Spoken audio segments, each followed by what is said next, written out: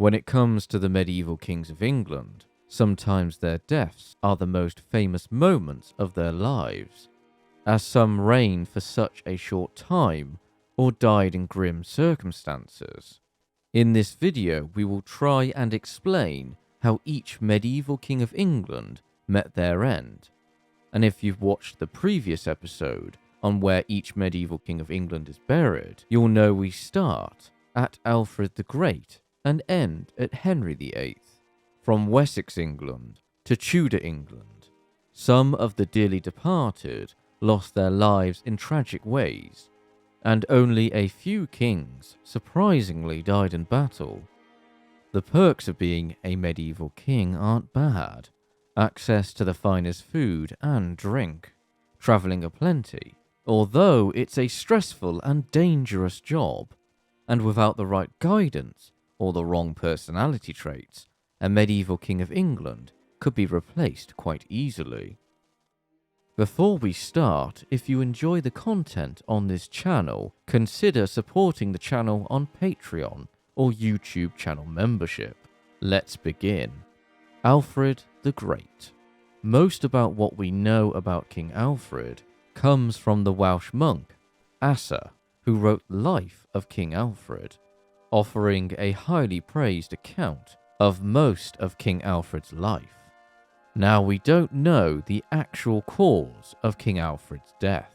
However, gleaming across Asa's biography of King Alfred, Asa mentions an illness that plagued King Alfred for nearly his entire adult life. In the first instance, Asa states, "For when he was older and more incessantly preoccupied by day and night with, or rather harassed by all kinds of illnesses unknown to the physicians of this island." He further mentions that Alfred was afflicted with a terrible pain during his wedding feast, with the feast lasting day and night. We know that Alfred suffered from hemorrhoids, also known as piles, as Asa mentions Alfred suffering from them for many years. But he further adds that since the day of Alfred's wedding feast, he suffered an even worse illness that inflicted great pains day and night from his 20s to his mid-40s. The pain was agonizing, so much so that Alfred feared it returning so greatly when it had just abated. An article in the Journal of the Royal Society of Medicine, Volume 84, from May 1991, argues that Alfred suffered from Crohn's disease. The disease is described as Crohn's disease is a lifelong condition where parts of the digestive system become inflamed. To summarize the article, they make the argument that Alfred suffered from Crohn's based on lesions and the fact that the illness started around the typical time frame of Crohn's symptoms, appearing around the early 20s. Another suggestion from the article is tuberculosis, an infection that affects the lungs. These are all hypotheses. If we move forward with the idea that Alfred suffered from a type of inflammatory bowel disease, then Alfred would have had an increased risk of developing bowel cancer, as Alfred died around the age of 50, where most men of that age and under tend to have a colonoscopy. So while there is no information stating how King Alfred died, we can attempt to put forward an idea of the cause of death. As Alfred the Great is such an important king for early English history, I wanted to focus quite a bit on his death. Edward the Elder, another king we don't actually know the cause of death. Edward is an underrated king, but sadly there's not much detailing his life or death. The Anglo-Saxon Chronicles simply state that, 924, here King Edward passed away, and Ethelstan, his son, succeeded to the kingdom. And unlike his father, there's no Welsh monk from God's country detailing his life. Before his death, Edward was putting down a revolt in Chester, so maybe dysentery or an infection of some kind. Aethelstan, one of the most powerful Anglo-Saxon kings of the now established Kingdom of England. Aethelstan went from king of the Anglo-Saxons to king of the English. As the same as his father, we don't know how he died. Unfortunately, our sources from this time period are limited and give rather naff details. Edmund I, the first king of England to be murdered. King Edmund had such great potential, but alas he ruled for only 6 years. Edmund was stabbed or died in a brawl against a man called Leoffer. As always with early Middle Ages English kings, the details are lacking. We don't know the reason why Edmund was killed, whether it was an assassination or if he was trying to save his steward. It's up for debate. Edred, a sickly king who suffered from terrible health issues.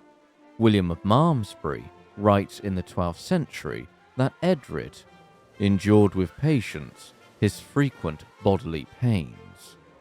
This seems similar to his grandfather, King Alfred's ailments. The life of St. Dunstan gives us further descriptions of this illness. He would suck the juice out of his food, chew what was left of it for a little, and then spit it out, a practice that often turned the stomachs of the thanes dining with him. He dragged on an invalid existence as best he could, despite the process of his body, for quite a long time. Finally, his worsening illness came over him more and more often with 1,000-fold weight, and brought him unhappily to his deathbed. What killed Edred could have been a myriad of illnesses, and it seems that Edred suffered a painful death. Edwig, another king, we don't know how he died. However, Edwig died young, only at the age of 19. His reign wasn't great. The kingdoms that made up England were split between Edwig and his brother Edgar. Speaking of which, King Edgar, he was much older than his brother when he died, yet he was still young, dying at the age of 31. Edgar had such an eventful reign. His coronation at Bath was a grand affair, yet he died 2 years after. William of Malmesbury writes favourably of Edgar's reign, but ends Edgar's tale in a dark tone. A man who rendered his country illustrious through his distinguished courage and the brilliance of his action, as well as by the increase of the servants of God. After his departure, the state and the hopes of the English met with a melancholy reverse. The only indication of what killed Edgar, and it's not much, comes from the lives of St. Oswald and St. Egwin, which states that he was suddenly snatched from this world. So the only interpretation I can think of from that one meagre line is a fever or plague. Edward the Martyr. I mean, the hint's in the name, martyr. Edward was murdered, but to give context on why Edward was murdered, we briefly need to go back to his father Edgar, as he had 2 sons, Edward and Ethelred, by 2 different women. Ethelred's mother formed a rival party against her stepson Edward, due to various reasons. But the main reason was she wanted her son Ethelred to be king. However, he was too young at the time of Edgar's death. The lives of St. Oswald and St. Egwin provides the context. Now certain of the magistrates of this realm wished to elect the elder son of King Edgar, named Edward. As king, some of the aldermen wanted the younger son because he seemed more gentle to everyone in word and deed. But the elder son struck not only fear, but even terror into everyone. He hounded them not only with tongue lashings, side note, that's not a euphemism, but even with cruel beatings. Edward's murder occurred at what is now Corfe Castle, at his stepmother's estate. where on arrival he was surrounded by soldiers, pulled off his horse, and then fatefully stabbed. Edward's last words were, "What are you doing? Breaking my right hand?" Ethelred, one of the longest reigning kings of Anglo-Saxon England. By the time of his death, he had lost his throne once to Sven Forkbeard, but he died, and Ethelred gained his throne back. But then Sven's son, Cnut, started invading England. Ethelred died on the 23rd of April, which was also St. George's Day. We don't know what caused his death, but Ethelred was in his 50s, so it could have been anything. He breathed out a life destined only to labours and misery. Sven Forkbeard, our first Viking king of England, for a little bit. Sven, while never crowned king of England, is still counted among the ranks of kings. What killed Sven is up for debate. One theory is that he died from a fall from his horse, which is definitely believable. Another tale is that St. Edmund's ghost killed Sven by piercing him with his spear. St. Edmund was the king of East Anglia who was killed by the Vikings. So in return, he killed the first Viking king of England. Talk about holding a grudge. Edmund Ironsides, the best named king of Anglo-Saxon England. Edmund Ironside is famous for stoutly resisting King Cnut and his army. The end result was that England was split between Edmund and Cnut, yet Edmund died shortly after this agreement. The Anglo-Saxon Chronicles don't give us the cause of death. William of Malmesbury mentions that 2 servants in Edmund's household were paid to kill him with, they drove an iron hook into his posteriors as he was sitting down for a necessary purpose, aka the shit killed the king while he was on the shitter. But remember, William is writing this much later after the event. The story of Edmund being killed while on the loo appears in a few other later accounts, with differing ways that Edmund died. One was a crossbow bolt in the bum, another was a dagger in the bowels, and the classic method, poison. The eulogy of Queen Emma only offers that God took Edmund away in order to unite England again. I believe Edmund suffered grievous wounds from his many battles, and I think he died from those wounds. King Cnut. Towards the end of his life, it is reported by our sources that he was suffering from some sort of illness. As in the last few months of his life, he donated more earthly goods to monasteries, perhaps a bribe to get into heaven, probably because of all the sacking Cnut did while conquering England. Harold Harefoot, despite putting his foot down and claiming the throne of England while his older half-brother was away, Harold died young at Oxford. He was 24 years old. What caused his death is unknown. Maybe he washed his feet for the first time, and the shock killed him. Harthacnut, an unpopular king who, like his half-brother, died young. The tale of his death is actually told in the Anglo-Saxon Chronicles. Harthacnut died as he stood at his drink, and he suddenly fell to the earth with an awful convulsion, and those who were close by took hold of him, and he spoke no word afterwards. Whether he was poisoned or died from alcohol poisoning, or even a brain aneurysm brought on from excessive drinking, is certainly debatable. Edward the Confessor. Edward was actually an old man for his time, dying at the age of 63. He had been ill for some time. One contemporary account mentions a sickness of the mind, and further states that Edward was languishing from the sickness of the soul he had contracted. Historians have theorized Edward's cause of death as either a stroke or pneumonia. Harold Godwinson. Do I really need to explain this one? Really? Alright. Harold died during the Battle of Hastings, making him one of the few English kings to die in battle. The problem is, we're not 100% sure how he died during the battle. The classic tale is that Harold was killed by an arrow in the eye. Accounts vary on how Harold died. Even the Bayeux Tapestry depicting the battle shows two deaths occurring, one by an arrow in the eye and the other a Norman knight cutting someone down. The problem here is the text which reads King Harold is killed is embroidered across both deaths, which makes it confusing to interpret. The best book I've read for detailing Harold's death is titled The Battle of Hastings by Jim Bradbury.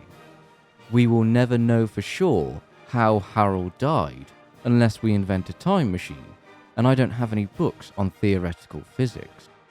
William I. Now we arrive at the Norman kings, and our sources start to offer us more details.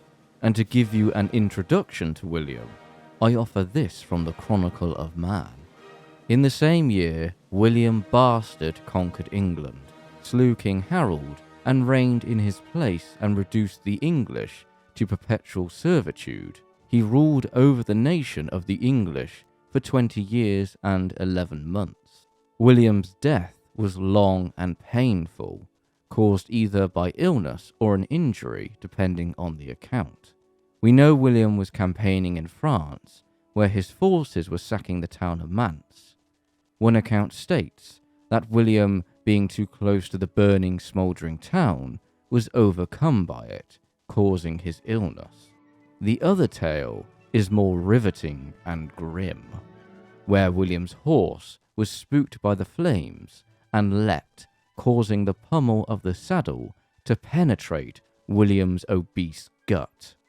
William's painful end was not quick, suffering for a time before finally dying on the 9th of September, 1087.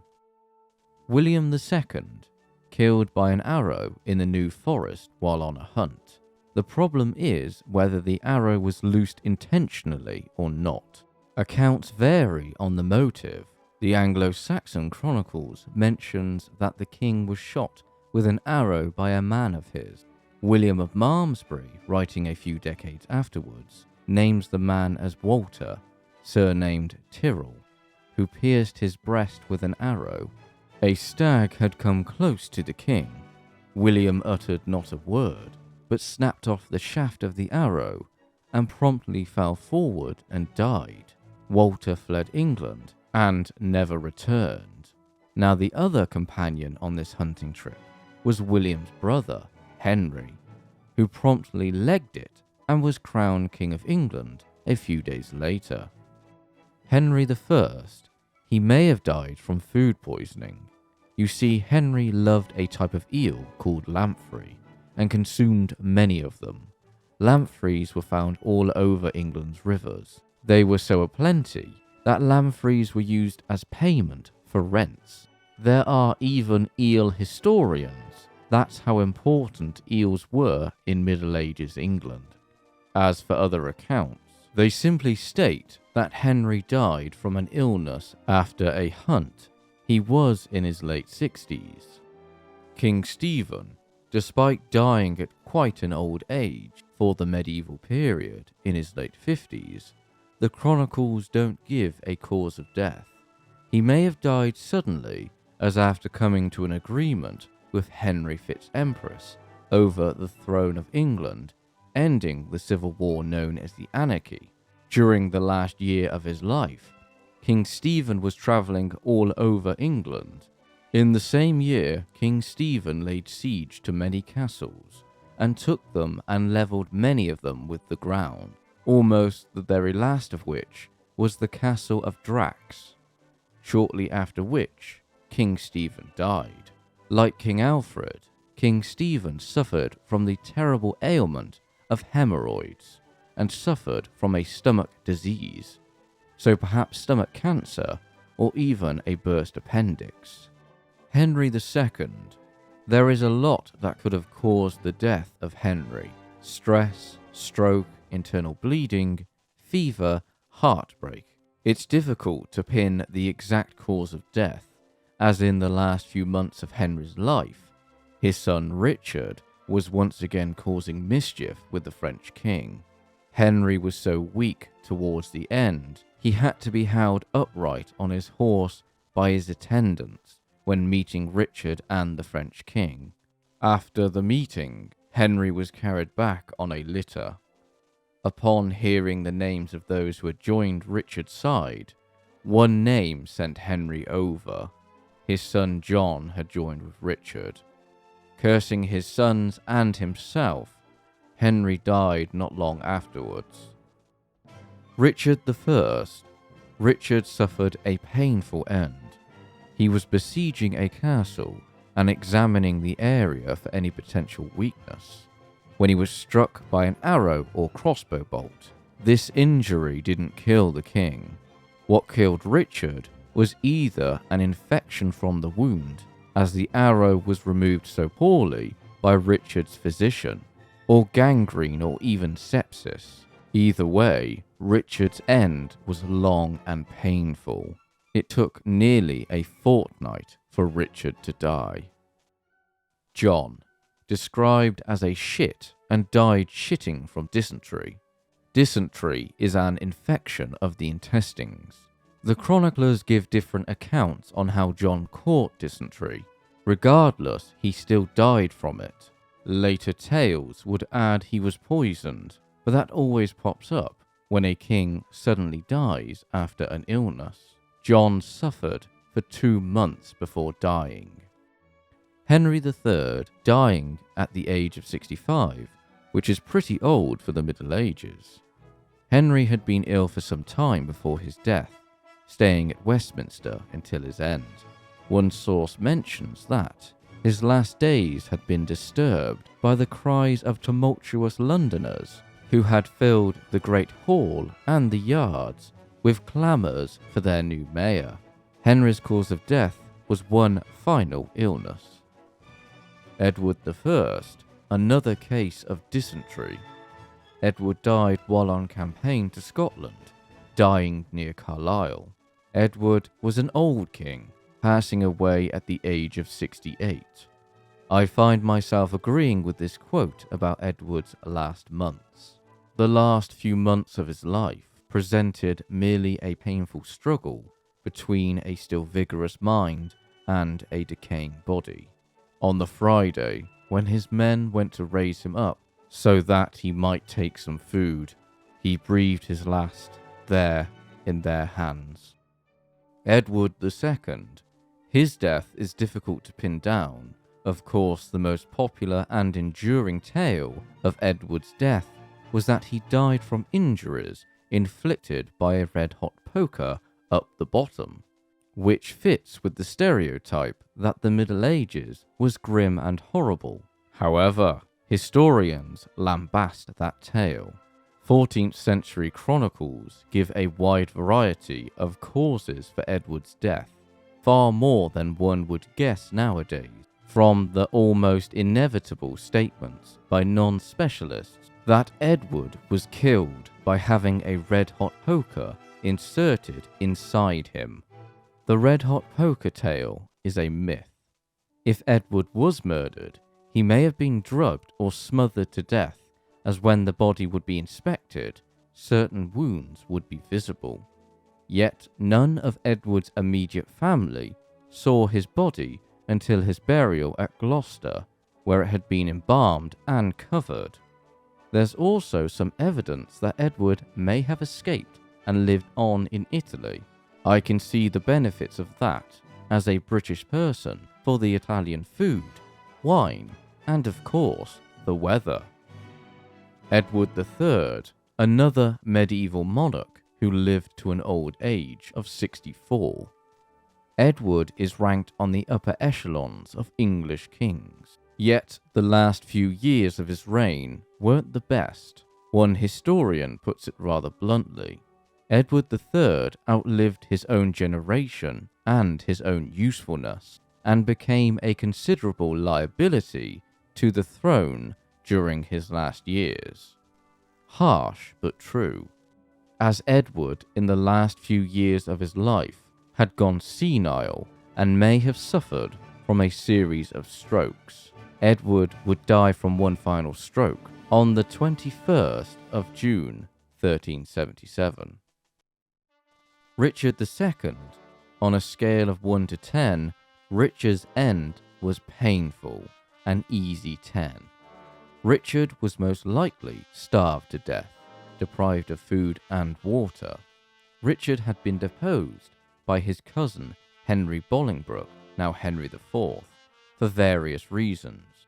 One of the main reasons was pissing off a good amount of the nobility.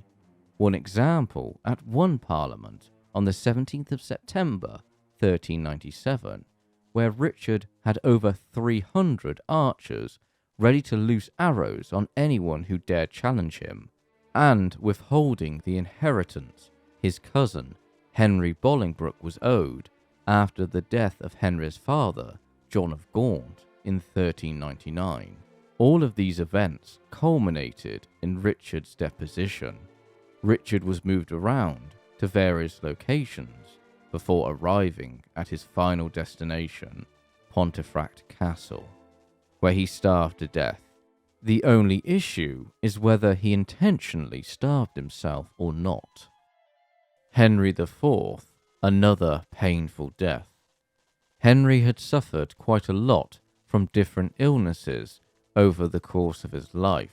Henry had hired a large amount of physicians to treat his ailments. He suffered from a skin disease, we're not sure which one, leprosy, severe eczema, or joint inflammation or swelling. Whatever it was plagued him for nearly all of his reign, and from 1411, Henry is described as being physically incapable. Henry had a few bouts of recovery until March 1413, when he collapsed. Henry was then moved to the Jerusalem chamber, where he died surrounded by his friends and family. He was 45. What finally killed King Henry, we can't say for sure. Complications from his various illnesses, or a stroke. One interesting note about Henry dying in the Jerusalem chamber at Westminster Abbey is that Henry is reported to have said, "Praise be to the Father of heaven, for now I know I shall die in this chamber, according to the prophecy of me before said, that I should die in Jerusalem." Henry V, another case of dysentery, which Henry had caught during a siege in France. One French chronicler reported the illness in the English camp as a marvellous pestilence of stomach flux. It's important to remember that at this point in the 116 Years' War between England and France, the French had their arses kicked by Henry, and he had secured the French throne. Sadly, Henry died a few weeks later. He was 35. Henry VI suffered a brutal end, but unlike his predecessors, his death was quicker, although it still wasn't pleasant. Henry was bludgeoned to death at the Tower of London on the orders of the man who deposed him, Edward IV. Although a pro-Yorkist account states that the king died from the melancholy from suffering from the death of his heir, Edward. Edward IV, his death is considered a historical mystery after securing the throne and killing off his rival Henry VI and his former ally, the Earl of Warwick, also known to history as the Kingmaker. Edward's reign saw relative peace in England, and he enjoyed the spoils of peace. Edward's court was the height of decadence, lavish and rich. It helped that Edward was getting a tasty allowance from the French king, at least until 1482. By 1483, Edward was dying. One account mentions that Edward caught a chill while fishing and later died from it. Another suggestion is a stroke or heart attack. Edward was rather large by the time of his death, as he was famous for overindulging. Another cause could be dysentery, Shortly before his death, Edward had gone fishing. The fish he had caught was prepared, and Edward consumed it. A few hours later, he was ill. He may have developed either pneumonia or acute respiratory distress syndrome, where the lungs become rapidly inflamed. One final suggestion of Edward's death is due to treponematosis, to quote, the parent disease of syphilis. Edward V. I must admit, I always feel uncomfortable talking about the princes in the Tower. The two boys were most likely murdered, given the brutality of the time, and being a direct threat to Richard III. As I've said before in the last episode, their deaths require a fully in-depth video. Richard III. You should all know this one. Richard is our second and last medieval English king to die in battle. Richard was slain in the thick of battle after charging at Henry's party during the Battle of Bosworth. As for the wound that may have killed him, a blow to the back of his head, Dr. Joe Appleby, who analysed Richard's skeleton, states, the appearance of this injury is typical of an attack with a large bladed weapon which was sufficiently sharp to slice off a large area of bone from the near base of the skull. Although we cannot identify the specific weapon that caused this injury, it would have been consistent with a halberd or similar weapon. This wound is likely to have been fatal, although that would have depended on exactly how far the blade penetrated into the brain. She further adds, we have evidence of significant injuries on the skeleton, but we cannot conclusively prove that they were the cause of death. Richard endured a multitude of wounds during the battle, so it's difficult to state which one was the fatal wound. Henry VII, perhaps the most stressed English king, even after securing the throne, Henry's rule was challenged, but by the time Henry was on his deathbed, he had achieved the remarkable goal of reasserting the power of the monarchy and weakening the nobility. The last few years of his life sent the king in a deep depression. His son and heir, Prince Arthur, died at the age of 15, and Henry's beloved wife, Elizabeth of York, had died in childbirth, all within a year. By 1509, Henry was dying, but he lingered long enough to make a substantial and detailed will.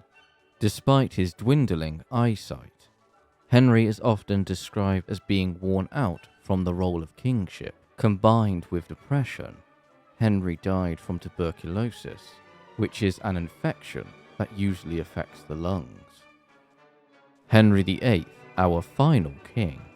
It's fairly obvious what killed Henry, or hastened his death. Obesity.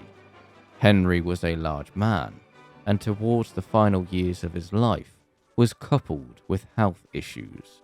Henry suffered from terrible pains in his legs, but Henry died from a pulmonary embolism, a blood clot in the lungs. And with that, we've covered all the medieval kings of England's deaths. Thank you all for watching.